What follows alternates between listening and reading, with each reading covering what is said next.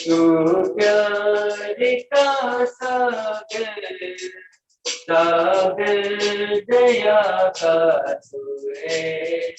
तू प्यार का सागर, सागर दया का तू है।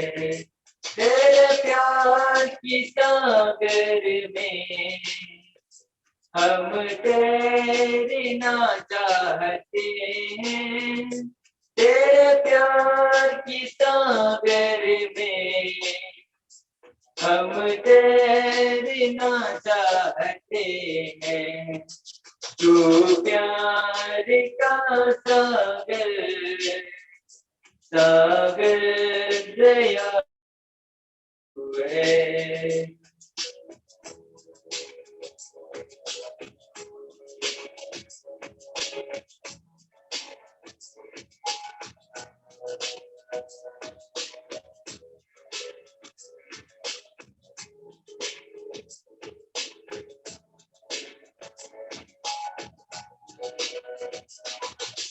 गहराई मिले सागर की, ऊंचाई मिले आसमां की। गहराई मिले सागर की, ऊंचाई मिले आसमां की। पर कोई नाप ना पाएगा गहराई तेरे प्यार की। पर कोई नाप ना पाएगा गहराई तेरे प्यार की। तू प्यार का सागर, सागर दया का तू है।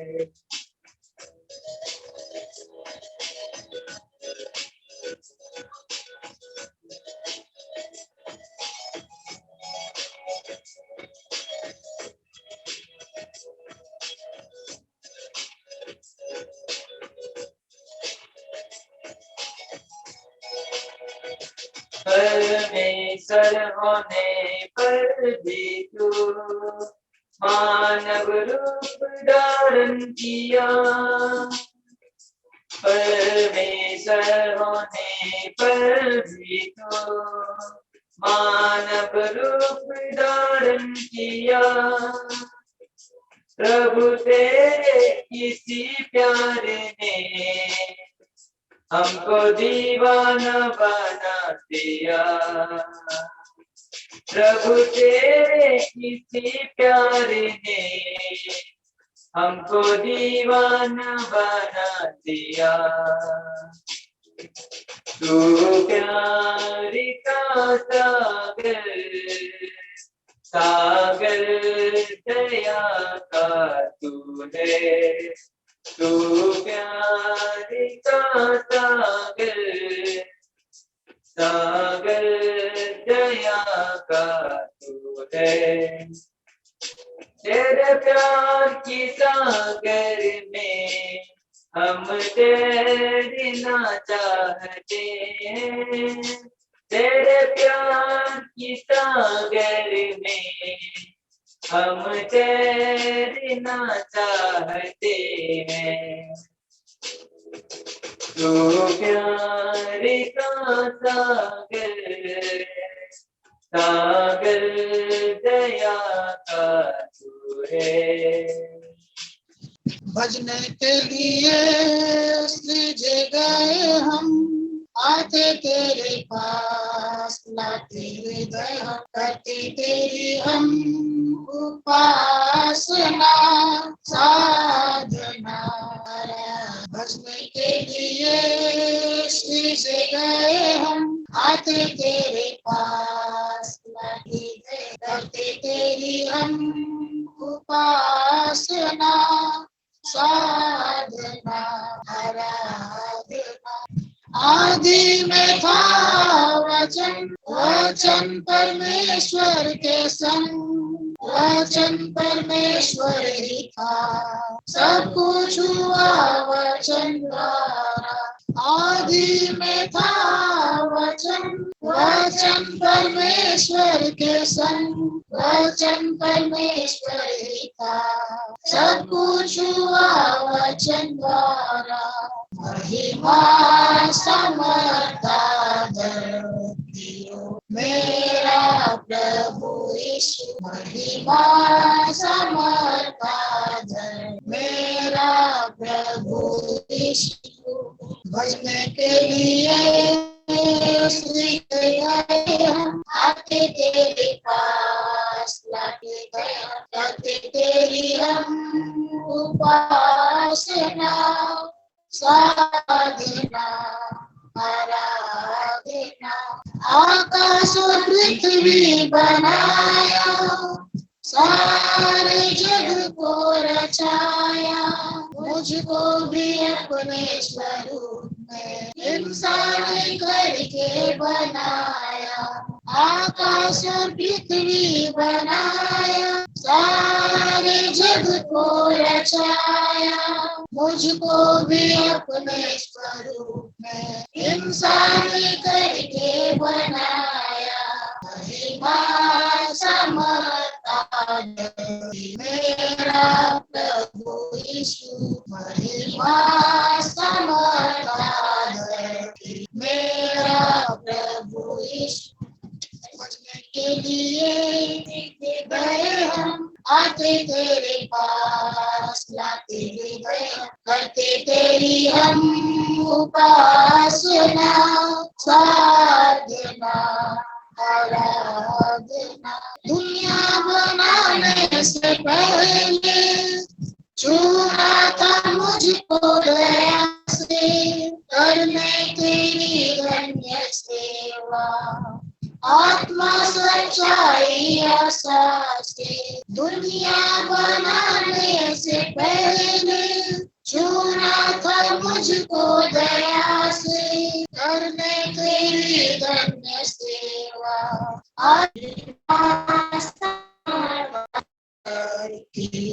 मेरा प्रभु यीशु, भजने के लिए तुझ गए हम, आते तेरे पास, लाते गए करते तेरी हम उपासना, साधना आराधना। अपन के पिंजरा बनाबू, सुरौर के बसाबू। हृदया पियो मैना लेके, हृदया पियो मैना लेके।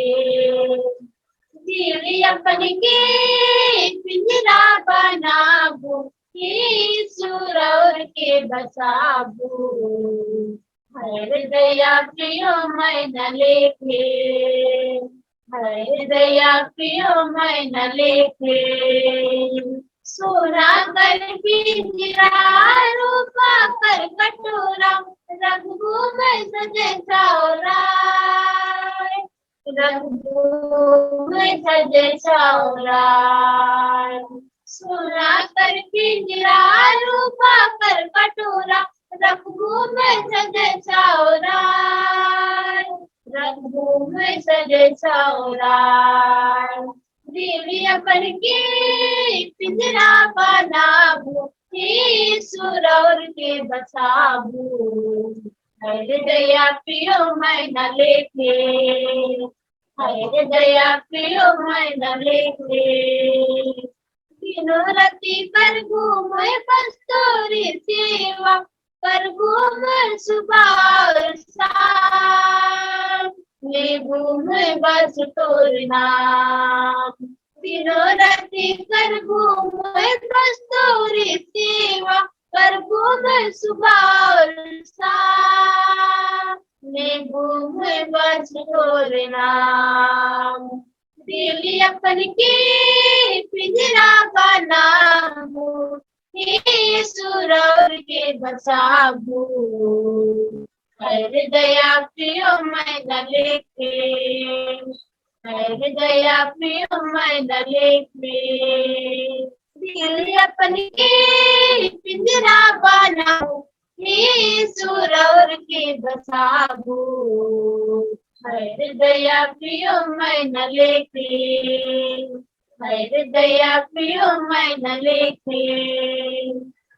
वचन के प्रभु दिल में जो गाबू, रखबू मैं मान में सजाए, रखबू मैं मान में बसाए। वचन के प्रभु दिल में जो गाबू, रखबू मैं मान में सजाए, रखबू मैं मान में बसाए। तेरी अपन के पिंजरा बनाबू, के सुरवर के बसाबू, हृदय प्रियमय न लेखे, हृदय प्रियमय न लेखे। तेरी अपन के पिंजरा बनाबू, के सुरवर के बसाबू, हृदय प्रियमय न लेखे, हृदय प्रियमय न लेखे। যিশু তোমায় ভালোবেসেছি, প্রভু তোমায় জীবন দিয়েছি। আমি পাপের পথে আর ফিরব না কোনোদিন, আমি পাপের পথে আর ফিরব না কোনোদিন। আসে চমুক পানি যদি তুফান ভারী, যেন তোমার নামেতে পার হতে পারি। আসে চমুক পানি যদি তুফান ভারী, যেন তোমার নামেতে পার হতে পারি। আমি তোমারই নাম ধরে বেয়ে যাব, জীবন তরণী চিরদিন। আমি তোমারই নাম ধরে বেয়ে যাব, জীবন তরণী চিরদিন।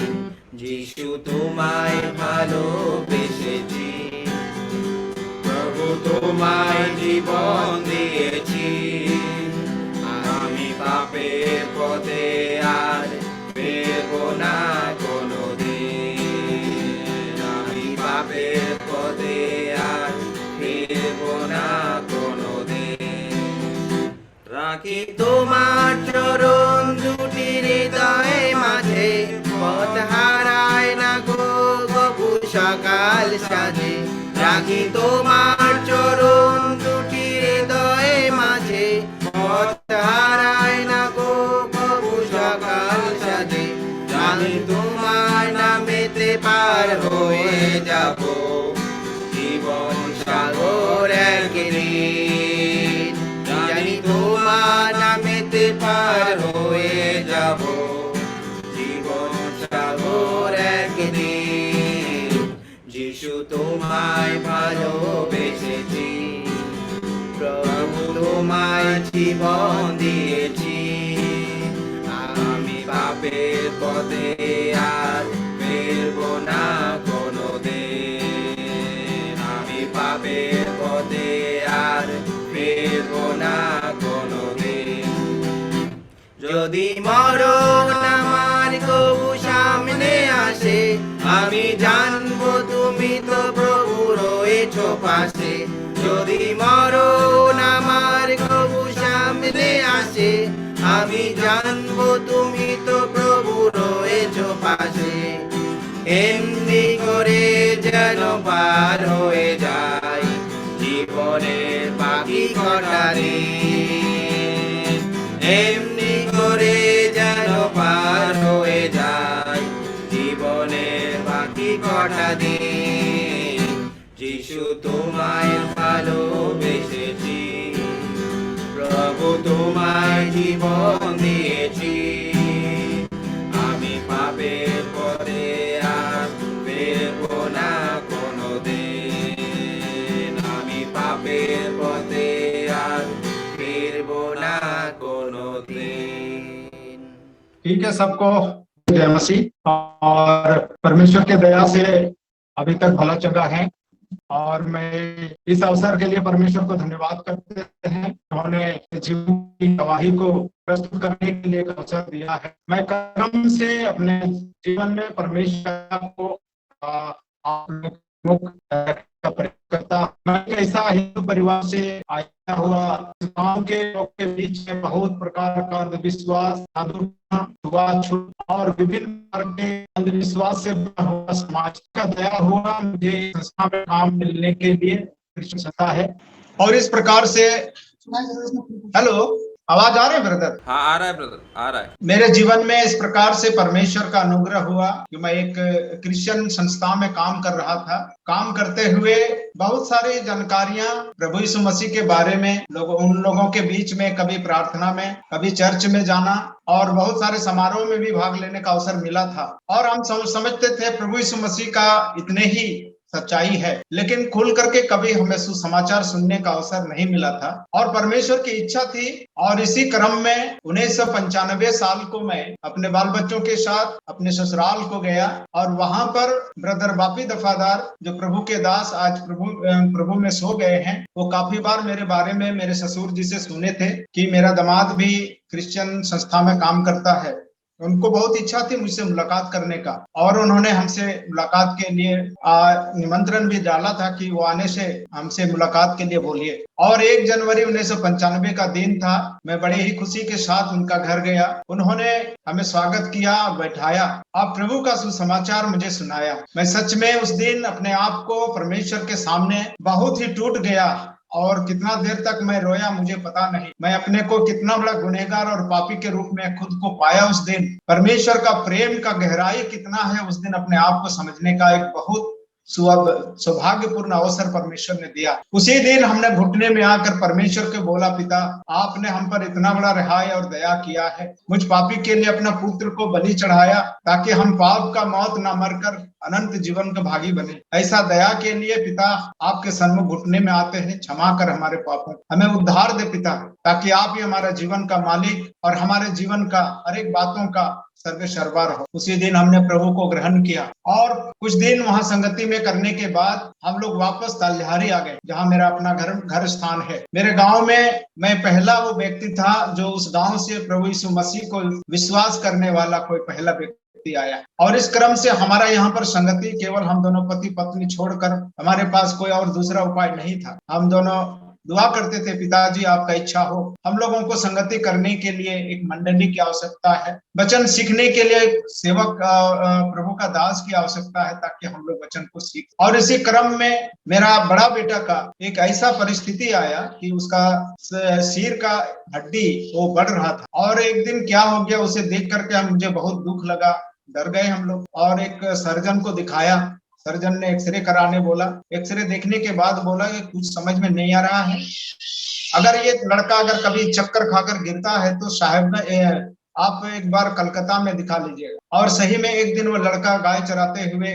गिर गया और वो बताया, बाबा मैं गिर पड़ा। बहुत ज्यादा मेरे भीतर बहुत डर और घबराहट आ गया। उसको ले करके मैं दोनों बाप बेटा कलकत्ता गए। कलकत्ता में जो न्यूरोलॉजिस्ट जो हॉस्पिटल का डॉक्टर है बड़ा, उनको दिखाने के बाद डॉक्टर ने तुरंत कागज बना करके एडमिशन के लिए बोल दिया, अभी इसी वक्त इसको एडमिशन करो, इसका ऑपरेशन होगा। मैं तो ऐसे भी चिंतित और घबरा ही गया था। डॉक्टर को मैंने पूछा, सर इनका ऑपरेशन का खर्च कैसा होगा? तो बोला तुम भीख मांग करके भी इसका जुगाड़ नहीं कर सकता। लड़का सुन करके बहुत दुखी हो गया, बोला बाबा मर जाएंगे, ऑपरेशन नहीं करेंगे। फिर वहां से हम लोग निकल करके चले आए। फिर प्रभु का दास बापी दफादार के माध्यम से जब ऑपरेशन का बात ही है तो क्यों ना एक बार वेल्लोर को ट्राई किया जाए। वेल्लोर जाने के लायक हमारे पास कोई आर्थिक क्षमता नहीं है, कैसे जाएंगे ना हम जानते हैं। और इस तरह से हम लोग एक दिन सिल्लीगुड़ी गए। प्रभु का दास ब्रदर बिल्ली ब्रदर समीर झा ये लोग उधर थे, सेवा करते थे और हम दोनों बाप बेटा उधर जा करके उन लोगों के बीच अपना दुखड़ा बताया, ऐसा ऐसा समस्या है।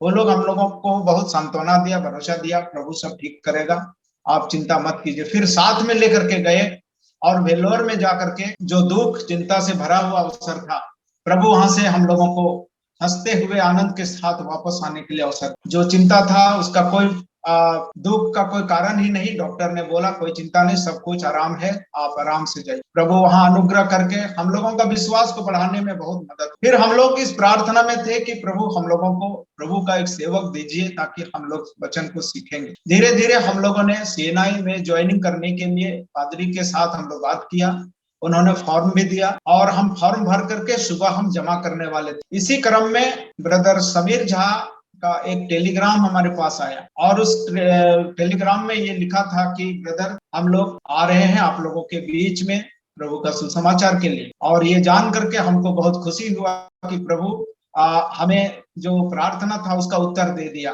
और ब्रदर समीर झा और ब्रदर जॉन रावत, ये दोनों भाई बहुत ही विषाद से भरा हुआ एकदम कष्ट, हमारा इंटीरियर गांव है जहां पर वो लोग बहुत ही कष्ट करके आए और उसी समय से हमारे इस क्षेत्र में सुसमाचार प्रचार को आरंभ किया और प्रभु का सेवा को आगे बढ़ने के लिए अवसर मिला। लेकिन मेरे घर में मेरा भाई लोग काफी विरोध किया, मेरा पिताजी भी विरोध किया, मेरे गांव वालों ने काफी विरोध किया। 4.5 साल पत्थर मारना आरंभ कर दिया हम लोगों का घर में। हम लोग शाम के समय में जब दुआ करने के लिए, बाइबल पढ़ने के लिए लालटेन जला करके बैठते थे आंगन में, पत्थर हमारे आजू बाजू गिरता था, लेकिन प्रभु का दया से एक दिन भी पत्थर से चोट नहीं लगा। ये करीब 4.5 साल तक चला हम लोगों को सताने का क्रम। एक दिन मेरा पिताजी, मेरे दोनों पति पत्नी जब हम लोग घर को सफाई कर रहे थे और मेरा पिताजी बहुत बड़ा पुजारी थे, उन्होंने बहुत सारे देवी देवताओं का वो फोटो वगैरह लगा रखा था। हम लोगों ने उतार कर साफ किया घर को कि साफ हो जाने के बाद फिर टांग देंगे। मेरा पिताजी को क्या मालूम, वो चला गया गांव का प्रधान के पास, वो केस मामला दर्ज कर दिया कि मेरा बेटा मेरा बिना अनुमति का वो क्रिश्चियन भी बन गया और आज मेरा देवी देवताओं को भी पूजा करने से वो वंचित करा रहा है। इसको ऐसा बोल करके उसने केस मामला दर्ज कर दिया। पूरे गांव वासी लोग चारों तरफ से हमारे घर में आके जमा हो गया, करीब 60-70 जन जमा हो और हमको पूछा गया कि आप ऐसा क्यों गलती किया। मैंने उन सारे लोगों के बीच में बोला कि मैं आपका जवाब एक दूसरे तरीके से मैं देना चाहता हूँ। मेरा पिताजी के सामने मैं ये प्रश्न रखना चाहता हूँ कि मेरा पिताजी का जो भी चेहरा है, जितना आकार का है, मैं उतने ही आकार साइज का मैं फोटो बनाऊंगा फ्रेम में डाल करके और उसी फ्रेम फोटो को मैं पूजा करूंगा, सम्मान दूंगा, पिताजी बोल करके आदर करूंगा। जो भी खाना पीना देने का होगा मैं उधर ही दूंगा। मेरा पिताजी जो वास्तव में है उनको मैं कुछ भी नहीं दे पाऊंगा। क्या मेरा पिताजी को मंजूर है, ऐसा स्वीकार है या दुख लगेगा उनको, आप लोग पहले पूछिए तो फिर मैं जवाब दे पाऊंगा। सब लोगों ने पूछा कि क्या आपका बेटा जो बता रहा है क्या आपको पसंद है। मेरा पिताजी बहुत गुस्सा होकर के बोला, ये क्या मजाक है, भूखा मैं रहूंगा, खाना फोटो को खिलाएगा, प्यासा मैं रहूंगा, पानी उस फोटो को देगा, सम्मान उस फोटो को देगा। मैंने वही चीज बोला, हमारा पिता जीवित है, उस जीवित परमेश्वर को हम आज आराधना नहीं करके, विश्वास ना करके एक फोटो, कैलेंडर, एक मूर्तियों को माध्यम बना करके पूजा करने की परंपरा को मैं विश्वास नहीं करता। और इस बात को लेकर के जो गवाही हमने वहां पे रखा परमेश्वर का, सारे लोगों ने कहा आपका बेटा ने कोई गलत नहीं। मेरा पिताजी लज्जित हो गए उस विचार में। हमने बोला पिताजी का गलती हुआ है, हम माफी मांगते हैं, क्योंकि पिताजी को हमने एक पंचायती में बैठने के लिए मैंने अवसर दिया। फिर पिताजी को भी मैंने सुसमाचार सुनाया। हमारे 3 भाई और हैं बड़े, सबों को सुसमाचार सुनाया, गांव के लोगों को भी सुसमाचार सुनाया। मेरा भाई लोग बार बार मेरे को बहुत बार प्रताड़ित करने का कोशिश किया, घेरने का कोशिश किया। एक समय ऐसा आ गया, मेरा पिताजी गुजर गए। गुजर जाने के बाद हमारे तीनों भाइयों का दबाव मेरे ऊपर आ गया कि तुमको मुंडन करना होगा, जो रीति रिवाज है समाज में हिंदू का उसको तुमको पालन करना होगा। मैं बहुत ही टूट गया था। बार बार रोज रोज हमको बोला जा रहा था कि तुमको श्राद्ध के लिए उपवास रखना है, मुंडन करना है। मैंने बोला कि देखिए, जिस परमेश्वर को हमने विश्वास किया है वो परमेश्वर के वचन में, आज्ञा में हमें ऐसा कहीं अनुमति नहीं है, इसलिए हम ऐसा कुछ नहीं कर पाएंगे। लेकिन वो लोग बोलने लगा, समाज में क्या इज्जत रहेगा, बड़ा का बात नहीं मानते हो, बहुत डांट भी रहा था हमको। अंत में मुंडन का दिन जब आया तो उसी दिन सारे के सारे लोग मुंडन करा करके बैठा हुआ मेरा इंतजार में। हम और मेरा भतीजा अशोक नाम का है जो अभी जामताड़ा में है, दोनों हम लोग एक कोना में बैठ करके प्रार्थना की कि पिता, बहुत बड़े एक इज्जत का सवाल है, अभी इस परिस्थिति से बचाने के लिए आप ही दया कर, जो आपका इच्छा है वही पूरा हो। ऐसा करके हम दोनों चाचा भतीजा हम लोग चले गए। जो नाई सारे लोगों का मुंडन किया, जैसे हम मुंडन के लिए बैठे नाई का हाथ कांपना चालू हो गया, उस तरह भी फेंका गया और वो इतना बीमार पड़ गया कि वो तुरंत, वो लोग भी समझ नहीं पाए अचानक क्या हो गया। मैं तो इशारा में समझ गया कि परमेश्वर ने एक उपाय करके हमें बचाया है। हमने परमेश्वर को मन ही मन धन्यवाद दिया। फिर उस आदमी को उसका घर तक भी पहुंचाया और उसका शरबत वगैरह पिला करके उन लोगों का परिवार का हवाले करके मैं घर वापस आया। इस तरह करते हुए हमारे जीवन में कई तरह का उतार चढ़ाव होते आया। मेरा भाई लोगों ने हमारे ऊपर बहुत परेशानी, एक छोटे से घर में रह करके एक साइड में मेरा गाय गोरू रहता था और हम लोग तीनों बच्चे और हमारा पत्नी, हम लोग एक साइड में बिछावन करते थे और उसी तरह संडे के दिन हम लोग उधर ही चर्च करते थे निपाई पुताई करके। इस तरह से करते हुए प्रभु ने हम लोगों को आगे बढ़ने की मौका देते गया और काफी लोग, हमारे गांव के लोग सुसमाचार को सुना और भी ब्रदर लोग बीच बीच में बार बार बहुत तरह से हम लोगों को वचन सीखने के लिए अवसर दिया। परमेश्वर के सामने जो हमारा प्रार्थना था कि हमको परमेश्वर आपका वचन सीखना है, हम लोग आगे बढ़ने के लिए वचन के बिना हम बढ़ नहीं सकते, इसलिए हमको मदद कीजिए। काफी भाइयों का प्रार्थना और वचन का शिक्षा में हम लोगों को आज हमारे आसपास के जितने भी क्रिश्चियन परिवार लोग काफी हैं इधर, आदिवासी लोग, लेकिन परमेश्वर के दृष्टि में उन्होंने हमें और भी उम्दा बनाया है, अच्छा संगति दिया है और वचन सीखने के लिए उत्तम प्रबंध भी दिया। और आज प्रभु का दया से, परमेश्वर के दासों का प्रेम से आज सेवा करने के लिए भी अवसर, मंडली स्थान भी बनाया। इस तरह से करते हुए हमारे जीवन में बहुत सारे अवसर दिया। हमारे गांव के लोग पूजा पाठ करते थे, काफी जादू टोना वाले लोग थे। हम लोगों का इस सेवकाई को देख करके उन लोगों को बहुत जलन होता था। हमारे गांव के पड़ोस का एक बेटी, वो शैतान का दुष्ट आत्मा के हाथों बहुत बुरी रीति से शिकार हो गया और उसका पिताजी मेरा ही क्लास फ्रेंड था, हमारे एक उम्र के हैं, और उसका बेटी को चारों तरफ से डॉक्टर, वैद्य, कबराज सारे चीजों से दिखा करके वो लोग थक गया। अंत में एक दिन हमसे मुलाकात हुआ, हमने पूछा तुम्हारा बेटी का हालचाल क्या है। उन्होंने कहा कि मेरा बेटी को अब हम बचाने नहीं सकेंगे। हमने बोला ऐसा क्या बात? बोला कि हमने जितना दूर तक लोगों का भी जानकारी में, मेरे जानकारी में हो सका, हमने सब तरफ देख करके थक गया, लेकिन वो ठीक नहीं हुआ। 3 महीना से वो बिछावन में पड़ा हुआ था, ना कुछ खाती थी ना किसी से बात कर, लेकिन कोई अगर बाजना बजाता था तो वो उठ करके वो नाचने लगा। और इस तरह से वो लोगों का अपने देवी देवताओं के सहारा लेकर पूजा भी किया। और इधर के भाषा में लोग बोलते हैं जो झुकना कांपने वाले को भी बोला गया कि उसके द्वारा से क्या कारण है, निदान कैसे होगा। उस लड़की का ससुराल वाला और उसके मायके वाले लोग दोनों बहुत सारे देवी देवताओं का पूजक है। हमने उनको बोला देखिए, एक विश्वास का रास्ता अभी भी खुला हुआ है, वो है प्रभु यीशु मसीह। यदि आपका हृदय में इस बात के लिए विश्वास है कि प्रभु यीशु मसीह आपका बेटी का लिए क्रूस पर मरा है और वो सारा भार लिया हुआ आपका बेटी घुमा, तो वो तो नहीं लाया, लेकिन उनका पत्नी संडे के दिन लेकर के आई।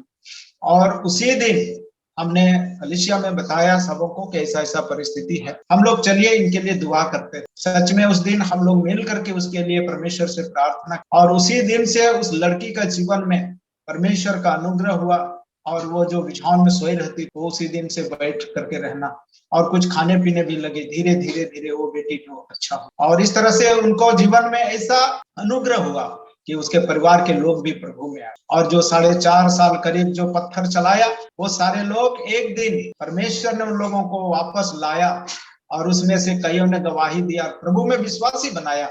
और लोगों ने गवाह दिया कि हम लोगों को कोई बहकाया जाता था, हम लोग इन लोगों को सताने के लिए कहा गया था और हम लोगों ने पत्थर मार मार के इन लोगों को परेशान करता था, लेकिन अंत में उसने अपने गुनाहों को माना और प्रभु यीशु मसीह को विश्वास करके आज वो लोग परिवार अपना प्रेम में परमेश्वर का संगति में जीवन बिताते हैं। इस तरह से हमारे जीवन में परमेश्वर ने हमारे गांव में हमें पहला अवसर दे करके आज हमारे परिवार में हमारे भाई लोग, हमारे भतीजा लोग, सभी को प्रभु अनुग्रह दिया, प्रभु का संगति में है, आज विश्वास में है।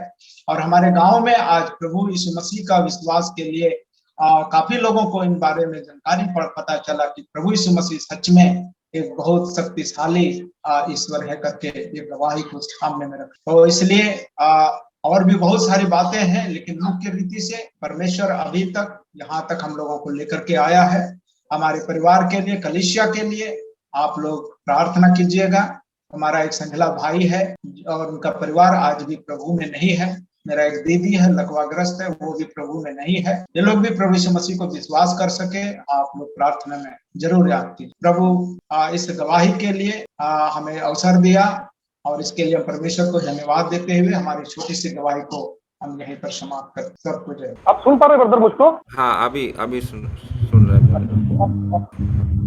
ब्रदर, शुरू कीजिए ब्रदर। ओके ब्रदर, सबों को जय मसीह की। और सबसे पहले मैं परमेश्वर को धन्यवाद देना चाहता हूँ, और साथ ही इस सेवा को जो भाई लोग ऑर्गेनाइज कर रहे हैं उन सबों को भी मैं धन्यवाद देना चाहता हूँ कि आप लोगों ने मुझे एक अवसर दिए हैं परमेश्वर के वचन से बातें करने के लिए। तो इस शाम के वेला में आइए हम लोग थोड़ा सा समय परमेश्वर के वचन से हम लोग कुछ बातों को आज हम लोग देखेंगे। और आज जिस विषय के ऊपर मैं बातें करना चाहता हूँ वो यह है, जब हम लोग पढ़ते हैं यूहन्ना रचित सुसमाचार उसका 15 अध्याय में, वहां पर हम लोग देखते हैं कि प्रभु यीशु मसीह अपने चेलों से कहता है कि तुम लोग क्या करो, मुझ में बने रहो और मैं तुम में। तो विश्वासी जीवन में एक बात तो हम लोग भली भांति जानते हैं कि आपको और मुझको परमेश्वर के साथ हर एक परिस्थिति में क्या करना है, बने रहना है। वचन हमें यही हमें सिखाता है। तो आज जिस विषय के ऊपर मैं बातें करना चाहता हूँ वो ये है evidences of abiding in Christ. इसका मतलब यह है कि आप और मैं जो प्रभु के साथ हम लोग जो बने हुए हैं उसका प्रमाण क्या है, या फिर उसका क्या सबूत है, या हम लोग कैसे हम लोग जान पाएंगे कि वाकई हम लोग प्रभु में हम लोग क्या है, बने हुए हैं। तो इसी विषय के ऊपर कुछ बातों को अभी हम लोग देखेंगे। तो हम लोग एक वचन को सबसे पहले निकालेंगे, पहला यूहन्ना का पत्री उसका 3 अध्याय और उसका वचन 6, 1 जॉन चैप्टर 3 वर्स 6। यहाँ पर ऐसे लिखा हुआ है, जो कोई उसमें बना रहता है वो पाप नहीं करता। मैं और एक बार पढ़ना चाहूंगा, जो कोई उसमें बना रहता है वो पाप नहीं करता। हम लोग जब इस चिट्ठी में हम लोग पढ़ते हैं तो यूहन्ना यहाँ पर जिस बात को लिखता है कि जो विश्वासी भाई और बहन प्रभु में बना हुआ रहता है वो व्यक्ति कभी भी क्या नहीं कर सकता है, पाप नहीं कर सकता है। एक समय था जब हम लोग प्रभु को नहीं जानते थे, प्रभु से हम लोग दूर हम लोग थे। उस समय हम लोग शैतान के पीछे चलने वाले लोग थे हम लोग, और हम लोग क्या कर रहे थे, पाप में जीवन को हम लोग बिता रहे थे। लेकिन जिस दिन आपका और मेरा नया जन्म हुआ, जिस दिन प्रभु ने हमें नए सिरे से हमें सृष्टि हम लोग किया, और उस नया जीवन के स्वभाव के तहत जो बात को हम लोग यहाँ पर देख रहे हैं, पहला जो बिंदु हम लोग देख रहे हैं कि यदि आप और मैं हम लोग प्रभु के साथ यदि हम लोग बने हुए हैं तो हम लोग पाप नहीं कर सकते हैं। इसका मतलब यह है कि पाप से हम लोग क्या करेंगे, हम लोग घृणा हम लोग करेंगे। इसका और एक मतलब ऐसे निकल कर आ सकता है कि पाप के लिए हम लोग अपने आप को हम लोग क्या समझेंगे, हम लोग मरा हुआ समझेंगे। जैसे अभी आप कोई मरा हुआ व्यक्ति के पास जो लाश है उसके सामने में यदि आप कुछ अच्छे अच्छे खाने की चीजों को रख देंगे आप, तो वो जो डेड बॉडी है, वो जो मरा हुआ व्यक्ति है, वो उठ कर क्या नहीं करेगा, उसको खाएगा नहीं। क्यों? क्योंकि उसमें क्या नहीं है, जीवन नहीं है, प्राण नहीं है। ठीक उसी प्रकार अभी आप और मैं हम लोग अपने आप को पाप के लिए, पाप के प्रति यदि मरा हुआ समझे तो शैतान कितना भी प्रलोभन, कितना भी परीक्षा पाप हमारे सामने यदि लेकर आता है तो हम लोग अपने आप को क्या कर पाएंगे, उस पाप से हम लोग बचाने के लिए हम लोग सफल हम लोग हो सकते हैं। तो पहला बात हम लोग यहाँ पर हम लोग क्या देख रहे हैं कि जो विश्वासी प्रभु में बना हुआ है वो पाप में जीवन को नहीं बिताएगा। पाप करने में और उसको पहले के जैसा उसको मजा नहीं आएगा। पाप करने पाप से वो क्या करेगा, वो घृणा करना शुरू करेगा और पाप के प्रति अपने आप को क्या करेगा, मृत घोषित करते हुए वो क्या करेगा, प्रभु में आगे बढ़ते रहेगा। और एक वचन को हम लोग पढ़ेंगे इसी अध्याय से, और हम लोग पढ़ेंगे वचन 24। वहां पर ऐसे लिखा हुआ है, 1 जॉन चैप्टर 3 वर्स 24, जो उसकी आज्ञाओं को मानता है वो उसमें और वो उनमें बना रहता है। दूसरा जो बात हम लोग इस पत्री से हम लोग देख रहे हैं, जो विश्वासी प्रभु के साथ बना हुआ रहता है वो हमेशा वो क्या करेगा, प्रभु का आज्ञाओं का वो क्या करेगा, पालन करेगा। प्रभु के आज्ञाओं को वो क्या करेगा, वो बहुत समय प्यारो, हम लोग जब परमेश्वर के आज्ञाओं को हम लोग मानते हैं ना, उस समय हमें कुछ त्याग करना पड़ता है। कहने का मतलब यह है कि जब आप प्रभु के आज्ञाओं को आप ईमानदारी के साथ मानने का आप कोशिश आप करेंगे हो सकता है कुछ चीजों का आपको क्या करना पड़ सकता है, नुकसान उठाना पड़ सकता है, लेकिन आप उस नुकसान को नजरअंदाज करते हुए प्रभु के आज्ञाओं का आप हमेशा क्या करेंगे, आप पालन आप करेंगे, मानेंगे। आज हमारे विश्वासियों के बीच में एक बहुत बड़ा एक समस्या इन वर्तमान समय में आपको देखने को मिलेगा। बहुत समय हम लोग परमेश्वर के वचन को अध्ययन करते हैं व्यक्तिगत तौर पर, बहुत सारे परमेश्वर के दासों से उत्साह पूर्वक वचन हम लोगों को सुनने को मिलता है, बस उतना नहीं हम लोग क्या हो जाते हैं, संतुष्ट हम लोग हो जाते हैं। उस वचन को हम लोग अपने जीवन में हम लोग लागू करना नहीं चाहते हैं,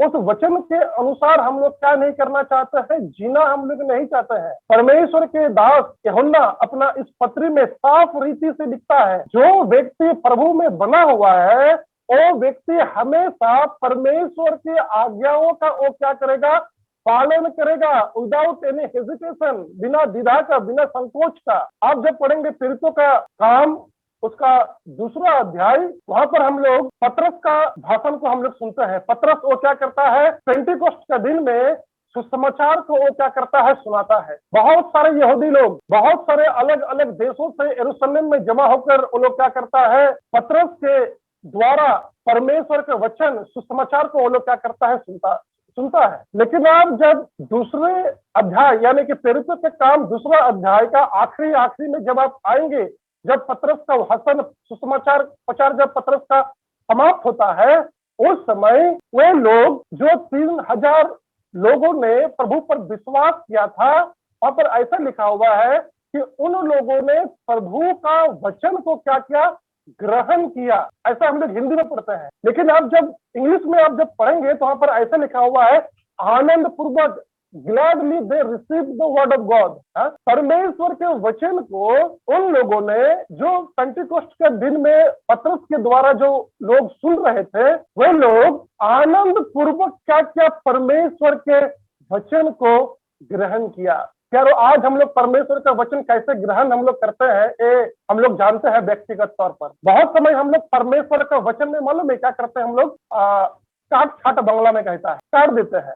जो हमको पसंद है वो हम रख लेते हैं, जो हमको पसंद नहीं उसको हम मानना हम नहीं चाहते हैं। आप लोग शायद देखे होंगे गांव घर में मुर्गी जब बाहर में जब वो दाना जब चरती है ना, तो उनका एक स्वभाव है, वो चीजों को क्या करता है, छितरा देता है, छाट देता है, जो उसको चाहिए उसी कीड़ा को वो क्या करता है, उठाता है।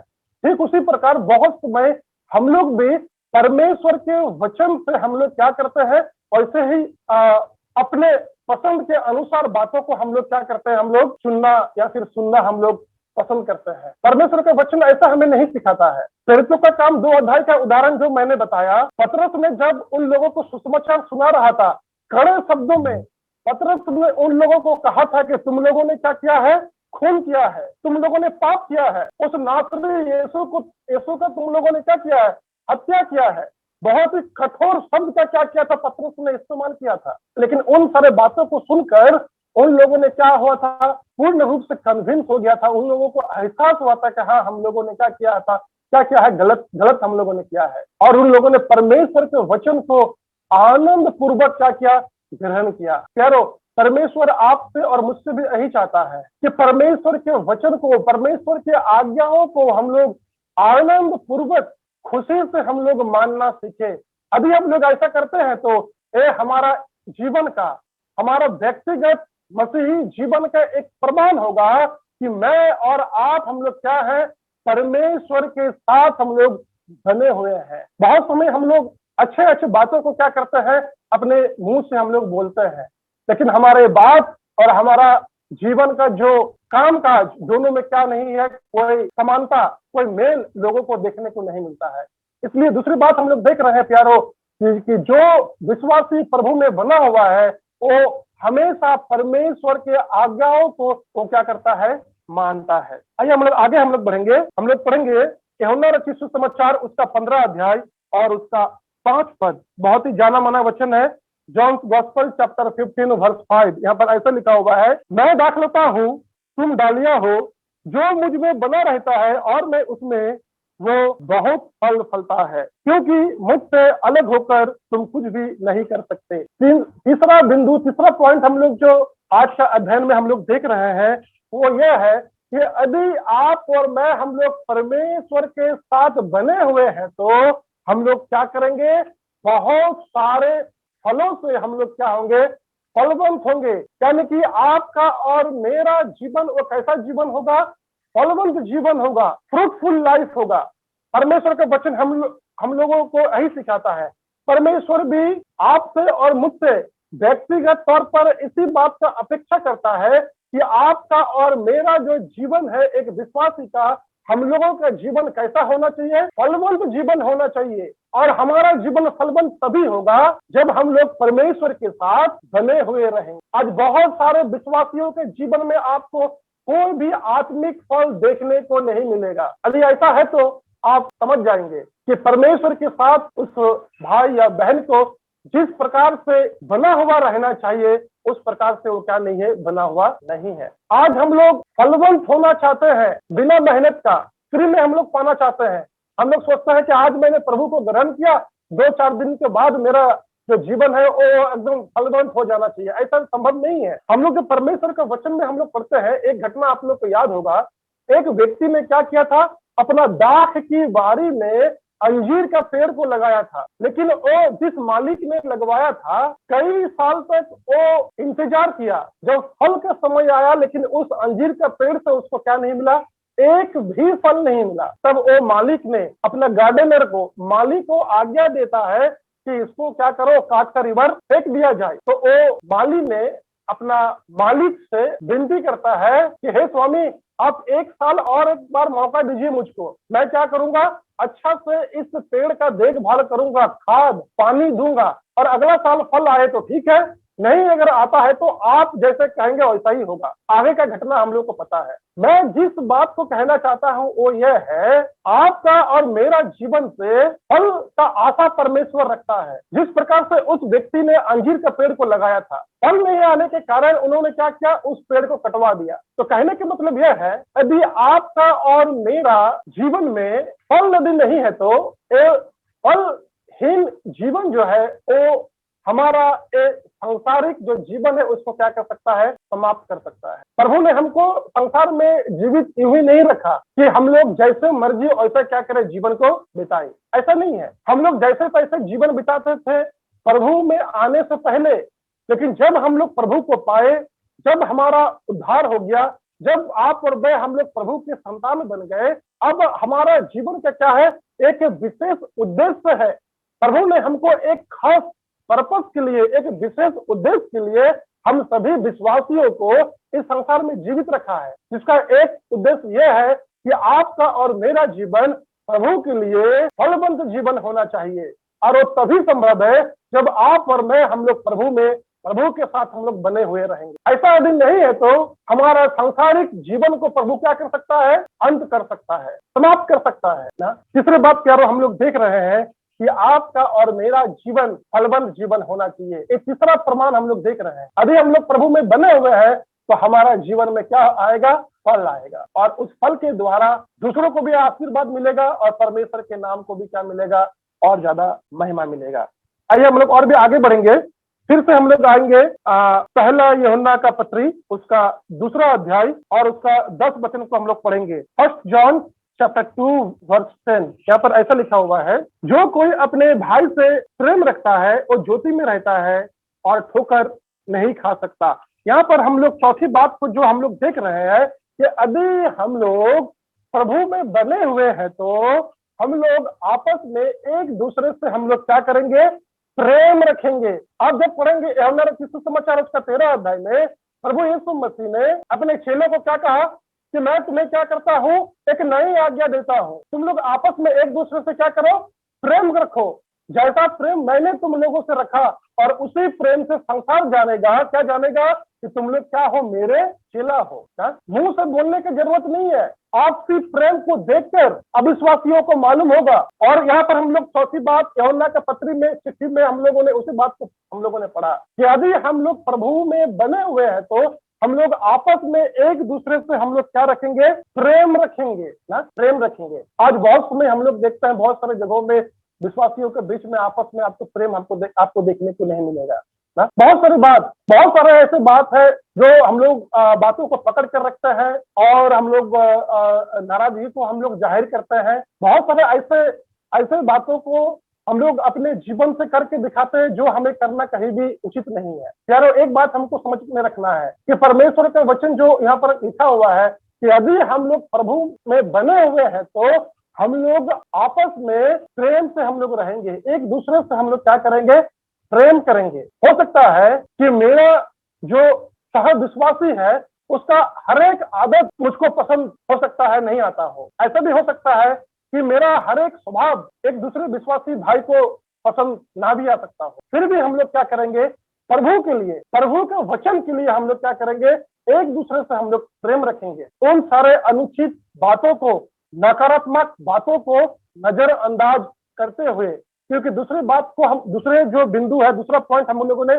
उसी बात को देखा कि यदि हम लोग प्रभु में बने हुए हैं तो हम लोग प्रभु का आज्ञाओं का क्या करेंगे, पालन करेंगे, बिना किसी सवाल का, बिना किसी हिचकिचाहट का। तो चौथी बात हम लोग देख रहे हैं कि यदि हम लोग प्रभु में बने हुए हैं तो हम लोग आपस में एक दूसरे के साथ हम लोग क्या करेंगे, प्रेम हम लोग रखेंगे। और वो बहुत ही जरूरी है क्योंकि हमारे आपसी प्रेम को देख कर ही अविश्वासी लोग, गैर मसीही लोग जानेगा कि हम लोग प्रभु के संतान है, प्रभु के पीछे चलने वाले लोग हैं। इसीलिए भी प्यारो, आपको और मुझको प्रभु में के साथ बने रहने का चौथा जो प्रूफ हम लोग देख रहे हैं कि हमारे आपसी प्रेम के द्वारा क्या होता है, वो बात का प्रमाण होता है, प्रकट होता है कि हम लोग प्रभु में क्या है, हम लोग बने हुए हैं। आइए हम लोग आज का अध्ययन का आखिरी जो बिंदु है उसको देखकर हम लोग समाप्त करेंगे। 1 जॉन चैप्टर 2 वर्स 6, पहले यूहन्ना का पत्री उसका 2वां अध्याय और वचन 6। यहाँ पर ऐसा लिखा हुआ है, जो कोई ये कहता है कि मैं उसमें बना रहता हूँ, उसे चाहिए कि आप भी ऐसा ही चले जैसा वो चलता था। यारो यहाँ पर पांचवी बात जो हम लोग देख रहे हैं कि अभी हम लोग प्रभु में बने हुए हैं तो हम लोग ऐसा ही चलेंगे जैसा हमारा मसीह ने क्या किया है, इस संसार में चलकर दिखाया है। यानी कि प्रभु ने हमारे सामने में जो एग्जाम्पल, जो नमूना को पेश किया है, उसी के तहत हम लोग क्या करेंगे, हम लोग काम को हम लोग करेंगे। तो जब आप पढ़ेंगे पहला यूहन्ना उसका 2वां अध्याय, वहां पर प्रभु यीशु मसीह को हमारा सहायक, हमारे हेल्पर के तौर पर यूहन्ना क्या करता है, पेश करता है। और आगे वो कहता है कि जो इस बात को कहता है कि मैं प्रभु में बना हुआ हूँ, यदि आप इस बात का दावा करते हैं तो आप ऐसा ही चलेंगे जैसा प्रभु ने चला। जैसा पास्टर ने चला आप ऐसा नहीं चलेंगे। जैसा कोई एल्डरली पर्सन चलने के लिए आपको कहा, कोई कलीसिया का प्राचीन आपको चलने के लिए कहा, आप ऐसा नहीं चलेंगे। आप कैसा चलेंगे, जैसा प्रभु ने चला। यदि आप इस बात का दावा करते हैं कि आप प्रभु में क्या है, बने हुए हैं। तो पांचवा जो प्रूफ हम लोग देख रहे हैं कि यदि आप और मैं प्रभु में बने हुए हैं तो हम लोग प्रभु यीशु मसीह के जैसा चाल को हम लोग चलेंगे। प्यारो, प्रभु के साथ बना रहना ये हमारा जीवन का क्या है, एक बहुत बड़ा उद्देश्य है और वो होना भी चाहिए, क्योंकि प्रभु का ये क्या है, आज्ञा है। प्रभु ने साफ रीति से अपना वचन में कहा कि मुझसे अलग होकर तुम लोग कुछ भी नहीं कर सकते हो। प्रभु से यदि हम लोग अलग हो जाते हैं तो हम लोग मानो एकदम बेकार हो जाएंगे, यूजलेस, कोई भी काम का और हम लोग नहीं रहेंगे। प्रभु ऐसा नहीं चाहता है। प्रभु हमारे दुर्बलताओं को, हमारे कमजोरियों को जानता है, इसलिए उन्होंने कहा कि तुम लोग क्या करो, मुझमें बनो। आज इस संध्याकालीन सेवा में हम लोग उसी बात को हम लोग थोड़ा सा मनन हम लोगों ने किया कि यदि आप और मैं इस बात का दावा करते हैं कि हम लोग प्रभु में बने हुए हैं तो उसका प्रमाण, सबूत हमारे जीवन से जरूर दिखेगा ही दिखेगा। इसलिए मैंने कहा आज का हमारे शीर्षक यही है, evidences of abiding in Christ. हम लोगों ने 5 बातों को देखा कि अभी हम लोग प्रभु में बने हुए हैं तो पहला बात, हम लोग क्या नहीं कर सकते हैं, पाप नहीं कर सकते हैं। अभी हम लोग प्रभु में बने हुए हैं तो हम लोग प्रभु के आज्ञाओं का क्या करेंगे, मानेंगे, प्रभु के आज्ञाओं का पालन करेंगे। तीसरी बात हम लोगों ने देखा कि यदि हम लोग प्रभु में बने हुए हैं तो हम लोग फलवंत जीवन को जिएंगे। हमारे जीवन में बहुत सारे आत्मिक फल आपका और मेरा जीवन में होगा। चौथी बात हम लोगों ने देखा कि यदि हम लोग प्रभु में बने हुए हैं तो हम लोग आपस में विश्वासी, एक विश्वासी दूसरे विश्वासी को क्या करेगा, प्रेम करेगा। आपसी प्रेम के साथ हम लोग क्या करेंगे, जिएंगे। और अंतिम पांचवा पॉइंट हम लोगों ने देखा कि यदि हम लोग प्रभु में बने हुए हैं तो हम लोग ऐसा ही चलेंगे जैसा चाल प्रभु यीशु मसीह ने चल के दिखाया। तो परमेश्वर हम सबों को सहायता करे कि हम लोग हमेशा हर एक परिस्थिति में प्रभु में हम लोग क्या रहे, हम लोग जब हम लोग प्रभु में हम लोग बने रहेंगे तो हमारे जीवन में ये सारा प्रमाण भी क्या होगा, वो दिखेगा। तो इस छोटा वचन के द्वारा परमेश्वर हम सबों को बहुत से आशीर्वाद दे।